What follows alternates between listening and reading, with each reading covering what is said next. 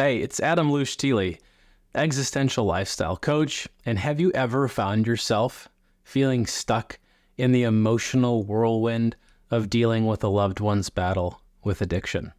Well, I have been there.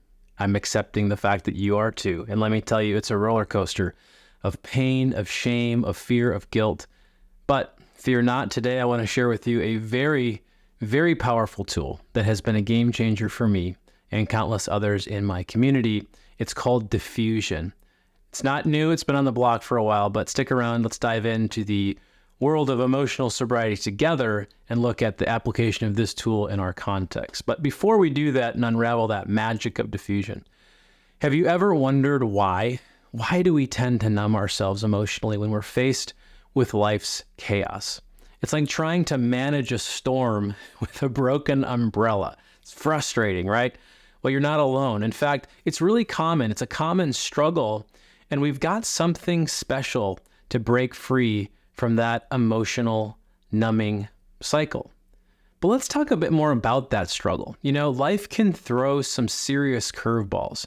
And when it's the addiction battle of someone who you love, there's this overwhelming urge to just emotionally numb ourselves. And as that creeps in, we're so focused on the addict. It's a coping mechanism. It's a way for us to survive the chaos instead of forcing and or facing the responsibility head on. So then the question becomes, how do we escape this numbing trap? All right, so here's the tool. We go from fear to dare. This tool's from Russ Harris. It's a little gem from cognitive behavioral therapy. And it's all about three things: accepting discomfort, breaking down goals, and getting into action. It's almost like a roadmap. It helps us navigate through the chaos and find your way to emotional freedom. So Russ Harris is perhaps one of the world's leading practitioners of what's called acceptance and commitment therapy. You may have heard it as ACT for short. This ACT practice is basically this really cool hybrid, half cognitive behavioral therapy, half mindfulness training. And Russ has written a couple of books you may have heard of, two of which I am a fan of: The Happiness Trap and The Confidence Gap.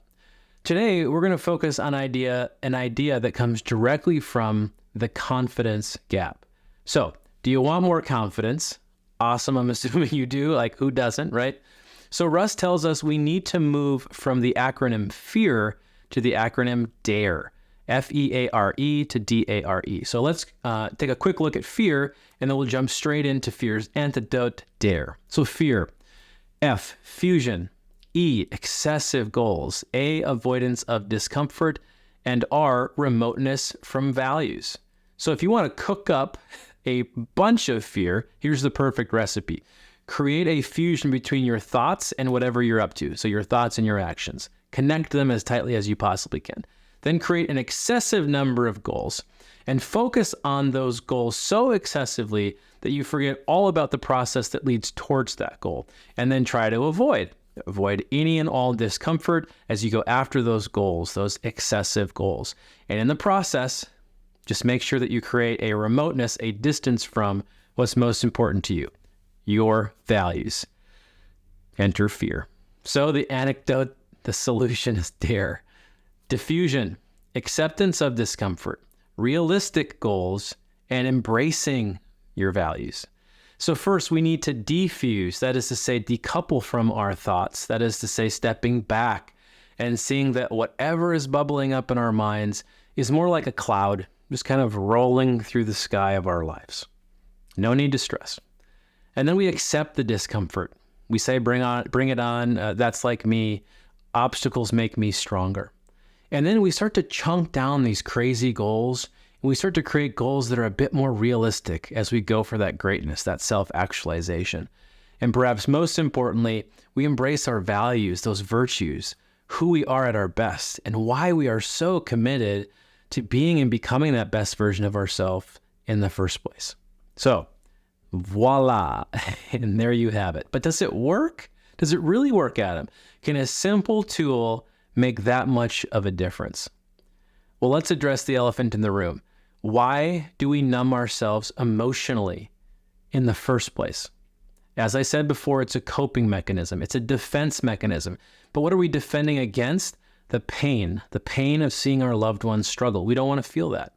But here's the thing, numbing might provide temporary relief, but it won't lead to long-term healing. It won't. On the flip side, let's talk about that game-changing benefit of defusion.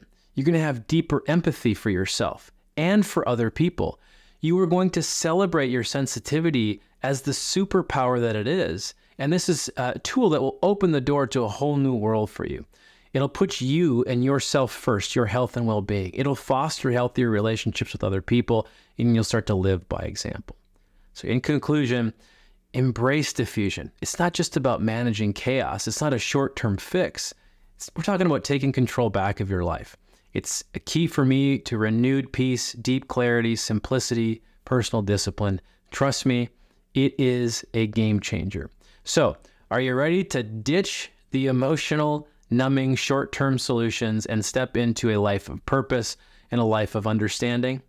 Just remember, you're not alone, and there is strength in your vulnerability. Until next time, here's to living unstoppably free today.